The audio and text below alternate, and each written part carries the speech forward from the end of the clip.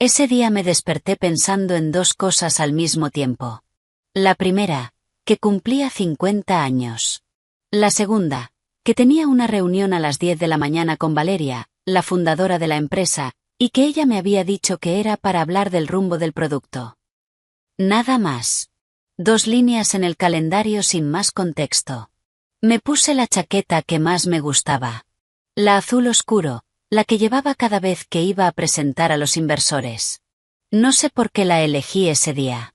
Supongo que el cuerpo sabe cosas que la cabeza todavía no ha procesado. Llegué a la oficina a las 9. Saludé a los de siempre. Tomé mi café.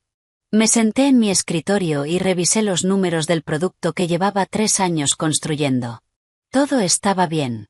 Los usuarios activos habían subido un 12% ese mes. La tasa de retención estaba en máximos históricos. Acabábamos de cerrar una integración con una plataforma de pagos que yo había negociado personalmente durante 6 meses. Era un buen día para cumplir 50 años. A las 10 menos 5 me levanté y caminé hacia la sala de reuniones que Valeria usaba siempre para las conversaciones importantes. La que tiene las paredes de cristal. La que todo el mundo puede ver desde su escritorio aunque no pueda escuchar nada.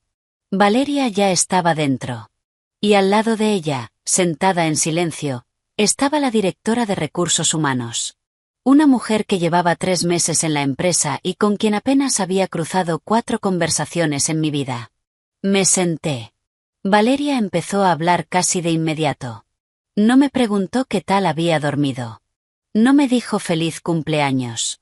Empezó a hablar del momento de la empresa, de la velocidad que necesitamos, de los retos que vienen. Y yo la escuché. La escuché con esa cara que ponemos cuando sabemos que algo va mal pero todavía no queremos creerlo. Entonces llegó la frase. Elena, hemos tomado la decisión de prescindir de tus servicios. Creemos que en este momento la empresa necesita un perfil más fresco. Alguien que encaje mejor con la energía que queremos proyectar de cara a la siguiente fase. Silencio. No un silencio de 10 segundos. Un silencio real. De esos que duran lo suficiente como para que puedas oír el aire acondicionado y el sonido de los teclados del otro lado del cristal. Yo la miré. Luego miré a la directora de recursos humanos, que estaba con los ojos clavados en sus manos. Luego volví a mirar a Valeria. Perfil más fresco, fue lo primero que dije. Ella asintió. Habló de renovación generacional. De que la empresa quería transmitir una imagen más alineada con su público objetivo. De que esto era una decisión estratégica, no personal. Yo tenía 50 años ese día. Exactamente 50. Y llevaba 32 años trabajando en tecnología. 32 años construyendo cosas que la gente usa, que la gente necesita, que la gente paga por tener. Y la razón oficial por la que me estaban echando era que no era suficientemente fresca. No grité. No lloré. No golpeé la mesa. Me quedé muy quieta durante unos segundos más y dije, entendido. ¿Qué pasa con el contrato? La directora de recursos humanos levantó la vista por primera vez y me pasó un sobre Manila. Dentro había un documento de varias páginas. Un acuerdo de salida. Con una compensación que, técnicamente, estaba dentro de lo legal. Y al final, en letra grande y clara, un acuerdo de no competencia. 12 meses. Prohibición de trabajar en cualquier empresa del sector de tecnología financiera que operara en los mismos mercados. Me pidieron que lo firmara ese mismo día. Para agilizar el proceso, dijo Valeria. Recogí el sobre. Me levanté. Y antes de salir de la sala les dije algo que todavía hoy me alegra haber dicho. Lo revisaré con mi abogado. Valeria frunció el ceño. Es un proceso estándar, Elena. No hay nada que revisar. Puede ser, le respondí. Aún así, lo revisaré.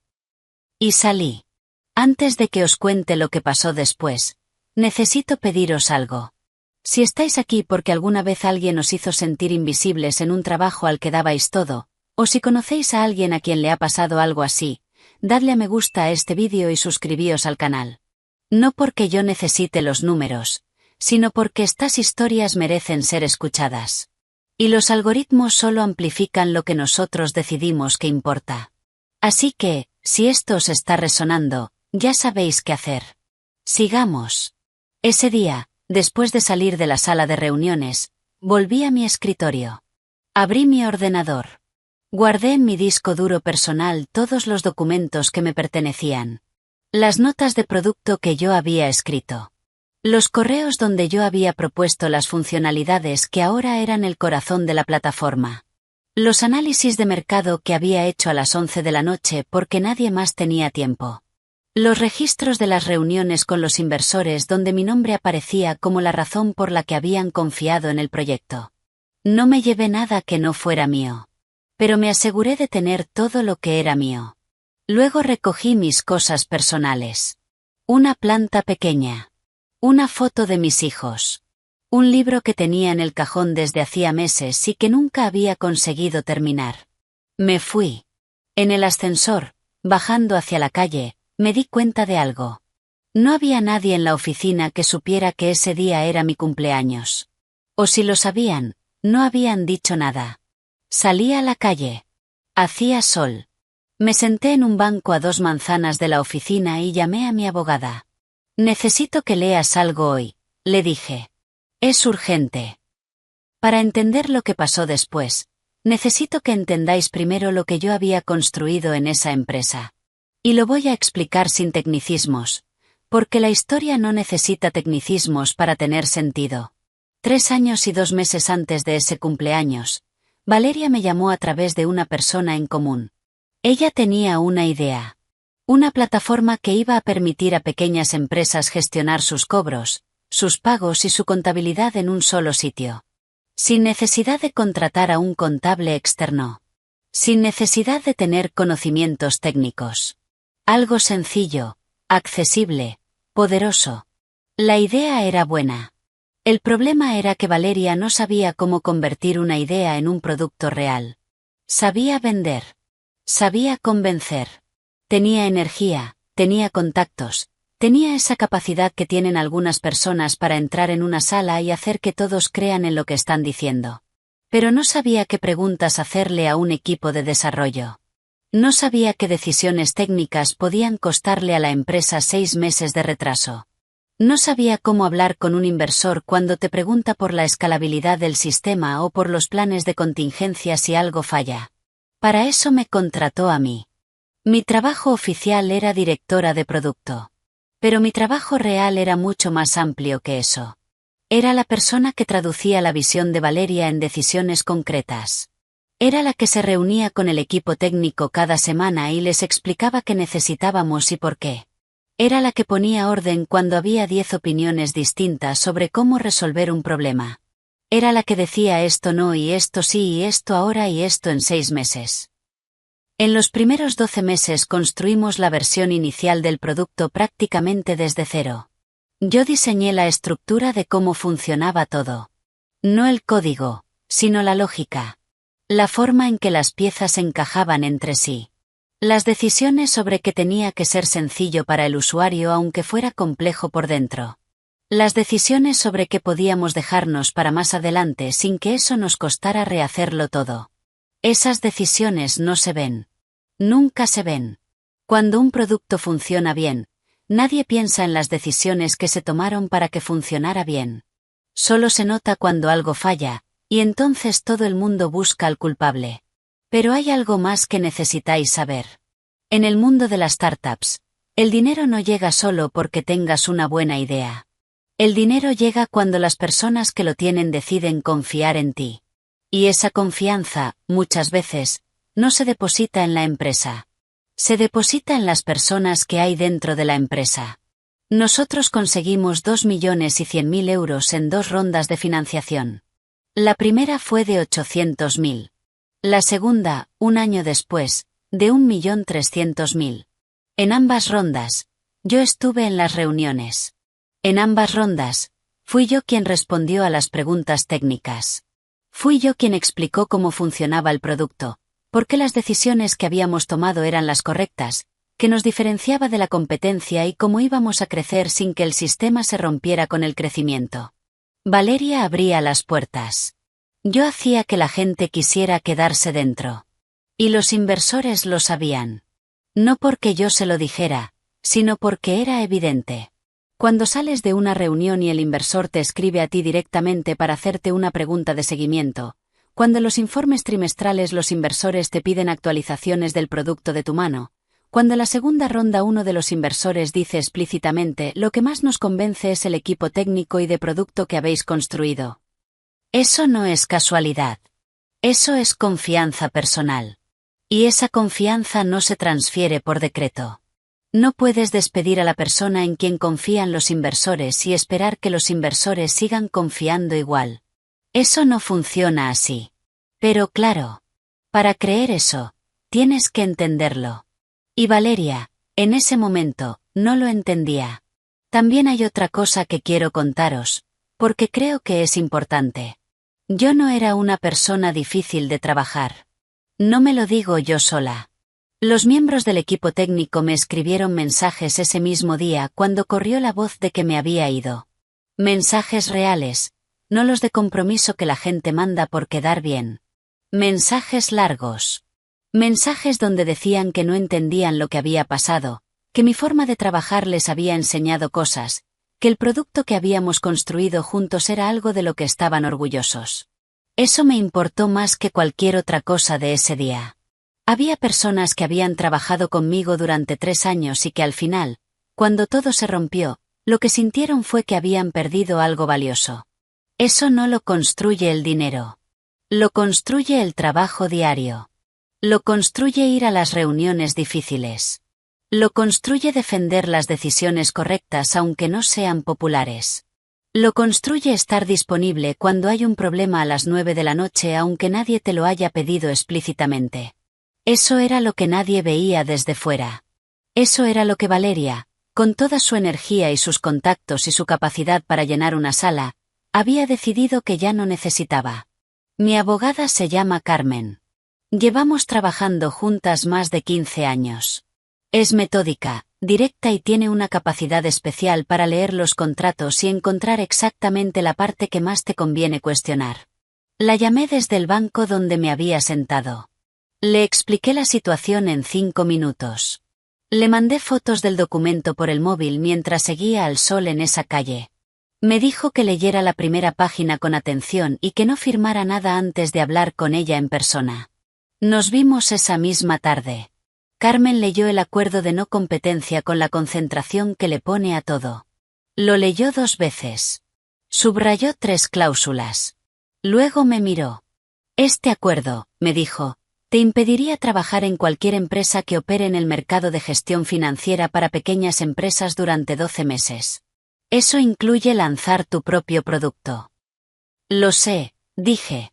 ¿Y la compensación que te ofrecen a cambio de firmar esto? Lo que pone ahí. Carmen dejó el documento sobre la mesa. Elena, en primer lugar, esto tiene problemas legales serios. La amplitud del acuerdo es desproporcionada respecto a la compensación que te ofrecen. En segundo lugar, la forma en que te lo han presentado, exigiéndote que lo firmaras el mismo día del despido, es cuestionable.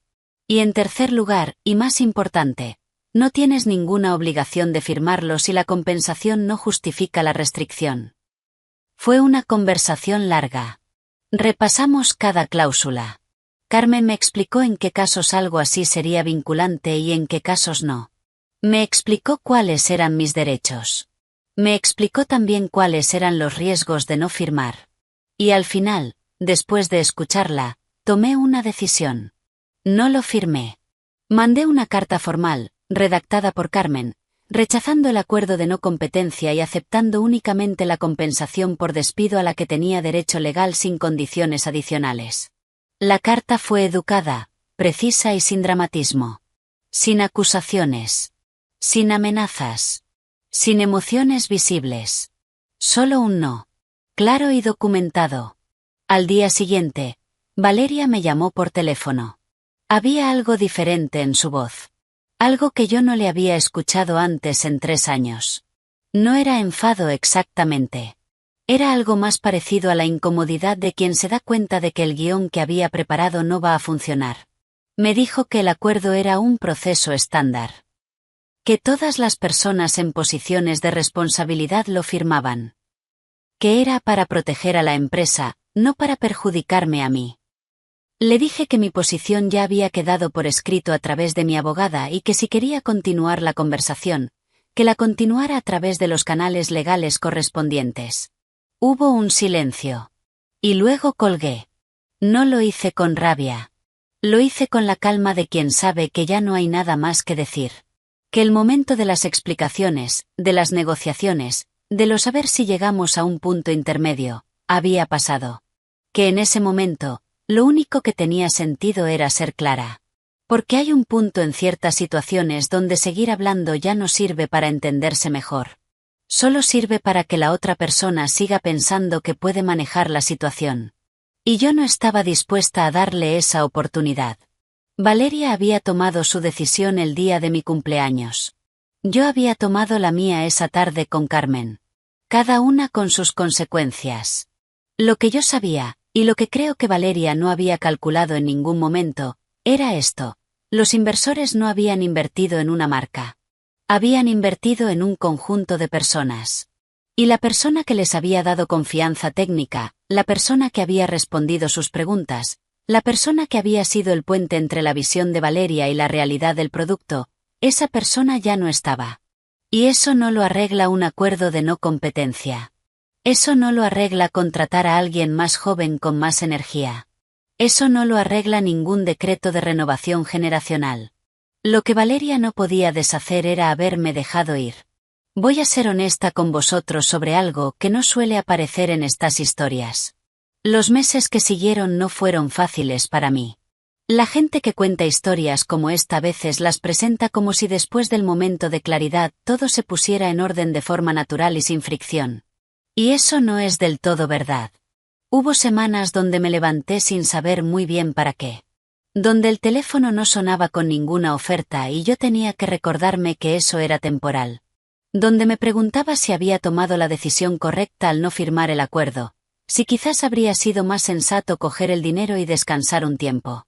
Hay algo muy particular en ser despedida a los 50 años por no ser suficientemente fresca. No es solo el golpe profesional. Es la pregunta que te instala sin que tú la invites. ¿Hay algo de verdad en eso? ¿Me he quedado atrás sin darme cuenta? ¿El mundo que yo conozco sigue siendo el mismo o ha cambiado mientras yo estaba mirando hacia otro lado? Esas preguntas son incómodas. Y la única forma honesta de respondérselas es tomarse el tiempo de verdad para pensarlo. No para convencerte de que todo está bien, sino para mirar con calma y ver qué encuentras. Lo que encontré fue esto: no me había quedado atrás. Seguía siendo muy buena en lo que hacía. Lo que había cambiado era que había estado tan metida en construir el producto de otra persona que había dejado de construir mi propia presencia en el mercado. Mi red de contactos había girado durante 3 años alrededor de una sola empresa. Mi nombre estaba asociado a un producto que ahora quedaba vinculado a una historia de despido. Eso era lo que tenía que reconstruir. No mis capacidades. Mi visibilidad. Empecé a escribir. No en el sentido de publicar cosas para parecer ocupada. En el sentido de compartir lo que sabía. Los problemas que había resuelto. Las decisiones que habían funcionado. Las que habían fallado y por qué. Lo hice en un tono honesto, sin presumir de nada, sin fingir que lo sabía todo. La respuesta fue más rápida de lo que esperaba. Mientras yo reconstruía mi posición, la historia en la empresa que había dejado se desarrollaba en paralelo. No porque yo lo estuviera siguiendo activamente. Porque las personas del sector hablan, y yo seguía teniendo contacto con personas que habían estado dentro. Lo primero que supe fue que, en los meses posteriores a mi salida, el equipo técnico había empezado a fragmentarse. 3 de los 4 desarrolladores principales que habían construido el producto conmigo presentaron su renuncia en los 2 meses siguientes. No todos por las mismas razones, pero el patrón era claro. Cuando yo me fui, la persona que les daba dirección y contexto ya no estaba. Y la persona que llegó a sustituirme, una mujer más joven con un perfil diferente al mío, no tenía la misma comprensión del producto que ya existía. No porque no fuera buena. sino porque ese conocimiento llevaba 3 años construyéndose y no se puede transferir en 2 semanas con un traspaso de documentación. El producto empezó a tener problemas. No espectaculares.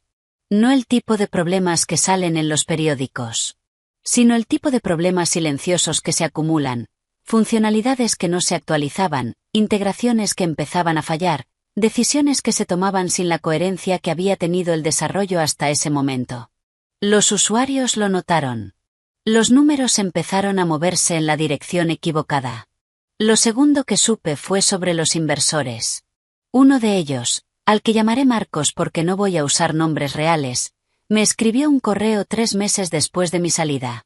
Era un correo formal, educado, que decía que había sabido de mi situación y que quería saber si estaba disponible para hablar. No me pedía nada concreto. Solo preguntaba si estaba disponible. Le respondí que sí. Nos reunimos. Me contó que desde mi salida había pedido en varias ocasiones actualizaciones del estado del producto y que las respuestas que recibía no le daban confianza. Que las métricas que le presentaban no cuadraban con lo que esperaba ver a esas alturas del desarrollo. Que había hablado con otros inversores del mismo proyecto y que la sensación era compartida. No me estaba pidiendo que volviera. Me estaba diciendo que la razón por la que él había invertido ya no estaba. Y que quería saber si lo que yo estaba construyendo tenía sentido para ellos. Eso no era venganza. Era el mercado funcionando exactamente como funciona cuando las decisiones que toma una empresa no se sostienen. Valeria, me enteré más tarde, si intentó contactarme. No directamente. A través de una persona intermediaria que me llamó para preguntarme si estaría dispuesta a explorar algún tipo de colaboración puntual de consultoría. No hacía falta ser muy perspicaz para entender lo que eso significaba. Las cosas no iban bien y alguien había caído en la cuenta de que quizás habría sido mejor no tomar ciertas decisiones. No respondí. No lo hice con rencor. Lo hice porque no había nada útil que pudiera salir de esa conversación en ese momento. Yo estaba construyendo algo. Y ese algo necesitaba mi atención completa. No tenía tiempo para conversaciones que no iban a ningún sitio. 5 meses después de que me despidieran, lancé mi propio producto. Era más pequeño que lo que había construido en la startup. Más enfocado. Resolvía un problema concreto para un tipo específico de pequeña empresa. Lo había diseñado con mucho cuidado, con el tiempo y la distancia que te da no tener que responder a nadie más mientras lo construyes. Y lo lancé con 2 personas. Un desarrollador con quien ya había trabajado antes y una persona de operaciones que conocía el sector desde dentro. No hubo evento de lanzamiento. No hubo nota de prensa. Hubo conversaciones. Conversaciones reales con personas reales que tenían el problema que yo estaba intentando resolver. En las primeras semanas, 3 de esas conversaciones resultaron en clientes. 3 clientes reales, que pagaban, que usaban el producto, que me daban retroalimentación directa. Fue uno de los momentos más satisfactorios de mi carrera. No por el tamaño, sino por lo que significaba, que había tomado la decisión correcta. 2 meses después de mi lanzamiento, 7 meses después de que me despidieran, la startup original cerró. No fue un cierre dramático. Fue el tipo de cierre gradual que tienen las empresas cuando los inversores dejan de creer en el proyecto y el equipo se dispersa y ya no hay energía suficiente para seguir. Los inversores retiraron su apoyo. El producto quedó sin mantenimiento activo. La empresa dejó de operar. Me enteré por un mensaje de uno de los desarrolladores que había estado en el equipo original. Un mensaje corto que solo decía: supongo que ya sabrás. Espero que todo vaya bien contigo. Le respondí que sí, que todo iba bien. Y era verdad. Antes del último acto, quiero pediros algo. Si lleváis aquí desde el principio, si esta historia os ha dado algo, una perspectiva, una chispa de reconocimiento, un momento de a mí también me han hecho sentir invisible, suscribíos al canal, dejad un comentario con vuestra experiencia o simplemente dadle a me gusta. Cada interacción ayuda a que estas historias lleguen a más personas que quizás las necesitan. Y ya sabéis que aquí, en los comentarios, este espacio es vuestro. Han pasado casi 2 años desde aquel cumpleaños. Tengo 52 ahora. Y cuando miro hacia atrás, no lo hago con amargura. Lo hago con algo más parecido a la claridad de quien ha salido de un túnel y puede ver ya el paisaje completo. Quiero contaros cómo estoy. No para presumir, sino porque creo que la parte de cómo alguien sigue adelante es la parte que más falta hace en estas historias. Todos queremos saber qué pasó con el malo. Pero lo que de verdad importa es qué pasa con la persona que estuvo en el centro de todo. Mi empresa tiene ahora 17 clientes. Clientes reales, que pagan mensualmente, que me escriben cuando tienen una duda y que me dicen que el producto les ha simplificado algo que antes les quitaba horas de trabajo. 17 no es un número enorme. Pero es un número sólido, construido despacio, sobre conversaciones reales y decisiones pensadas. No sobre promesas infladas para impresionar a un inversor. Marcos, el inversor del que os hablé antes, terminó participando en mi ronda inicial. Una cantidad pequeña, pero suficiente para que los primeros meses fueran más tranquilos. No lo hizo por lealtad personal. Lo hizo porque vio el producto, entendió el problema que resolvía y confió en la persona que lo estaba construyendo. Igual que había confiado antes. Solo que esta vez, esa persona era yo y la empresa también. Hay algo que quiero decir sobre Valeria, porque sé que alguien lo va a preguntar en los comentarios. No tengo nada contra ella. Lo digo en serio, no como una frase de buena persona que en el fondo sí tiene algo pero prefiere quedar bien. Lo digo porque es verdad y porque creo que es importante entenderlo. Valeria tomó una decisión que fue un error. Un error que, como todos los errores de cierta magnitud, tuvo consecuencias reales. Para ella, para las personas que trabajaban con ella, para los inversores, para el producto en el que tantas personas habíamos puesto energía. Pero los errores no son maldad. Son errores. Creo que Valeria no entendía lo que tenía. No porque fuera mala persona, sino porque hay un tipo de valor que es muy difícil de ver desde dentro cuando estás enfocada en todo lo que todavía no tienes. Yo fui invisible para ella porque lo que yo hacía no era visible. Era la infraestructura. Y la infraestructura solo se ve cuando falla. Eso es algo que yo también me he llevado como aprendizaje. Porque si hay algo que no hice bien durante esos 3 años fue hacer suficientemente visible lo que estaba construyendo. No por orgullo, sino porque me parecía que era innecesario, que era obvio, que cualquiera podía ver el valor con solo mirar los números. Pero los números no cuentan solos la historia. La historia la cuentan las personas. Y si no eres tú quien la cuenta, alguien la contará en tu lugar. O nadie la contará, que a veces es peor. He aprendido a hablar de lo que hago. No de forma arrogante, sino con la sencillez de quien sabe lo que sabe y no necesita disculparse por saberlo. He aprendido también que los 50 años no son el final de nada. Son un punto de partida con más información que cuando empezaste. Con más criterio. Con más capacidad para distinguir lo que vale la pena de lo que no.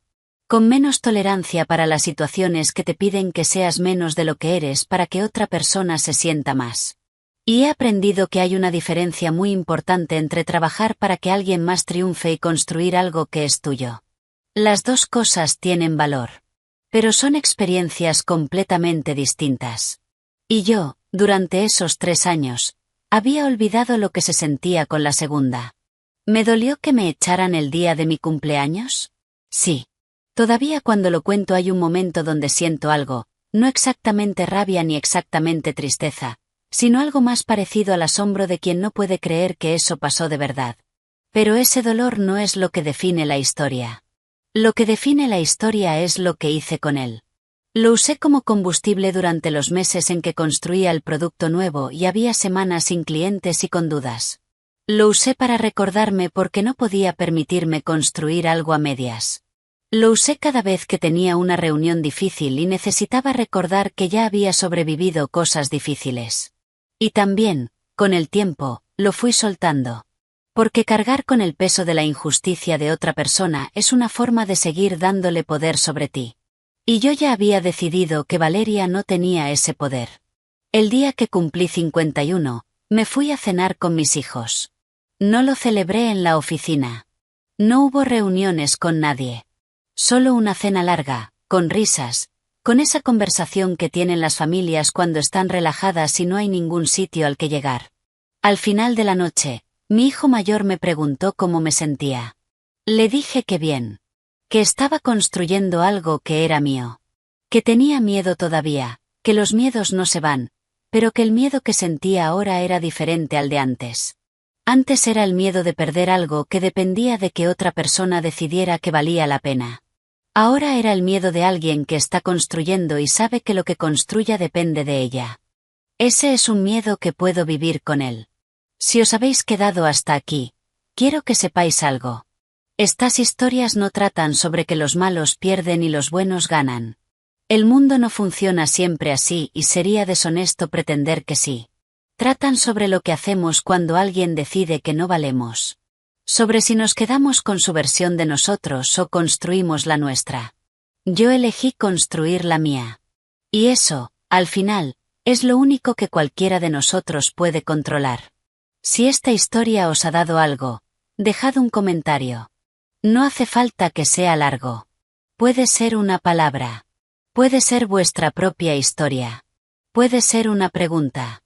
Este espacio es de todos los que estáis aquí y cada comentario hace que estas conversaciones lleguen a más personas que quizás las necesitan. Suscribíos si queréis seguir escuchando historias como esta. Y cuidad de vosotros. Hasta la próxima.